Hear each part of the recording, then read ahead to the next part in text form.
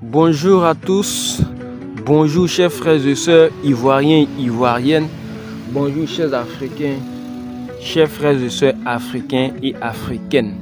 Je suis Mr B, vlogueur ivoirien et j'ai pour objectif pour vous faire découvrir la Côte d'Ivoire et ensuite l'Afrique. Et donc c'est avec joie et beaucoup de plaisir que je vous produis toutes ces vidéos que vous allez trouver, que je vous ai produit toutes les vidéos que vous allez trouver sur ma chaîne Mr B. La famille, je viens en paix, je viens en tant que frère et je m'adresse aux Africains, pas que aux Ivoiriens mais aux Africains. Vous savez, l'Afrique doit être comme un pays, c'est-à-dire quoi? Surtout l'Afrique noire.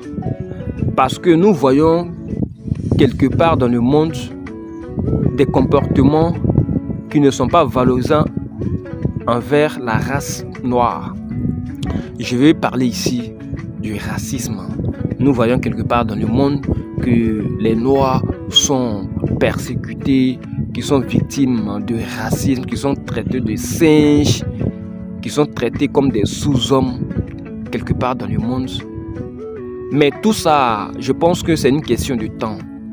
Parce que lorsque le temps de la valorisation de l'Afrique et des hommes noirs atteindra son apogée, ces derniers-là comprendront que les Africains aussi ont leur place dans le développement mondial. Mais ce que je voudrais évoquer ici, c'est que entre nous les Africains, nous devons être solidaires. Je prends le cas déjà de la Côte d'Ivoire. Les Ivoiriens et les Ivoiriennes doivent être solidaires. Je m'explique. Nous voyons à chaque fois que les Ivoiriens se divisent à cause, la plupart du temps, de la politique, des partis politiques, ou encore des groupes ethniques ou religieux. Par exemple, je vais dire que moi je suis PPAC par exemple, celui qui est RHDP, je ne veux pas forcément l'aimer parce qu'il ne fait pas partie de mon parti. Celui qui est par exemple Gouro, moi je suis Yacouba, je ne vais pas l'aimer parce qu'on n'a pas les mêmes, on ne fait pas partie du même groupe ethnique. Celui qui est BT et celui qui est Djoula vont dire qu'ils vont s'opposer parce qu'ils ne font pas forcément partie du même groupe ethnique. Celui qui est chrétien, celui qui est musulman vont dire que vont penser qu'ils ne sont pas des frères parce qu'ils sont de deux obédiences religieuses différentes. Vous voyez, c'est de cela que je veux parler. Mais je veux vous dire que malgré tout cela, malgré tout ce qui peut diviser, nous avons beaucoup à être unis. Nous avons beaucoup plus à être unis qu'à être divisés. Les partis politiques ne doivent pas diviser les êtres humains. La religion ne doit pas diviser les êtres humains. Les groupes ethniques ne doivent pas être facteurs de division parmi les êtres humains et surtout parmi les frères ivoiriens. Nous sommes tous des frères et sœurs et là, nous devons nous unir, quelles que soient nos différences, pour faire avancer le pays. Se combattre, s'entretuer, s'exterminer, se faire la guerre ne peut pas résoudre nos problèmes. Ça va être un facteur d'augmentation même des problèmes. Ça ne peut pas résoudre les problèmes. Je parle en connaissance de cause. Regardez un peu. On va dire que, par exemple, celui-là, moi je ne fais pas de la politique, mais j'apporte ce message d'unification en fait. Pour dire que nous sommes un et indivisibles. On n'a pas intérêt à se diviser, on n'a pas intérêt à minimiser l'autre, on n'a pas intérêt à écarter l'autre. On doit être tous rassemblés pour avancer. C'est de ça que je veux parler ici, dans cette vidéo-là. Voilà. Parce que beaucoup de gens ne le savent pas. Beaucoup d'Ivoiriens ne le savent pas.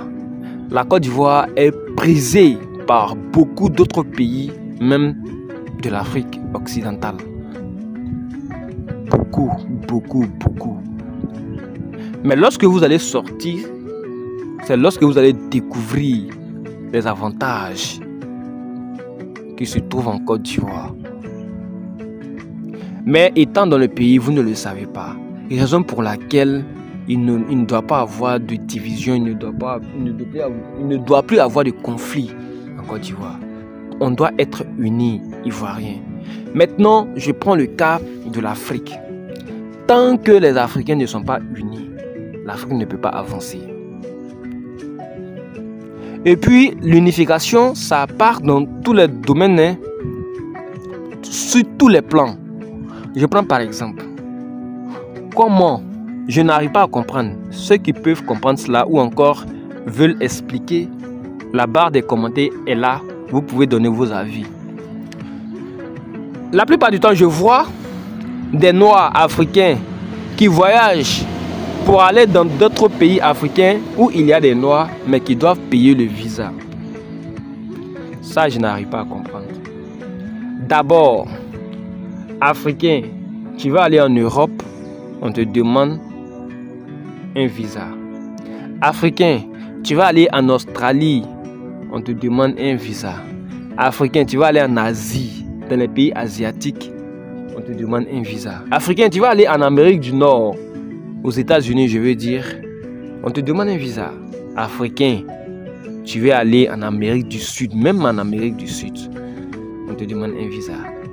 Africain, tu quittes ton pays africain, tu vas aller dans un autre pays africain, on te demande un visa. Quand est-ce que nous pouvons voyager tranquillement, même en Afrique? En fait, entre les Européens, je veux dire quoi? Les Français, les Belges, les Allemands, il n'y a pas de visa entre eux. Hein? Les Espagnols, les Portugais, il n'y a pas de visa entre eux. Mais nous, Ivoiriens, tu vas aller au Congo, on te demande un visa. Ivoirien, tu vas aller au Gabon, on te demande un visa. Tu vas aller en Tanzanie, en Afrique du Sud, on te demande un visa. Alors que c'est la même Afrique, c'est les mêmes Noirs, nous sommes tous des Noirs. Et puis les billets d'avion sont très chers, le visa est très cher. Ça, je n'arrive pas à comprendre. Ça, ce n'est pas de la solidarité africaine. Ça, ce n'est pas de l'Union africaine. Quand on parle de l'Union africaine, un Ivoirien peut facilement voyager pour aller en Éthiopie, pour aller en Tanzanie.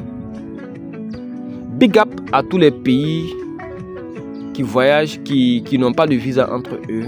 Tous les pays africains, je veux dire, qui n'ont pas de visa entre eux. C'est très bien parce que ça va permettre la libre circulation. Et ça va permettre aussi aux Africains de visiter d'autres pays africains pour aller entreprendre, pour faire du commerce, tout et tout. C'est tout ça qui va faire que l'Afrique va se développer.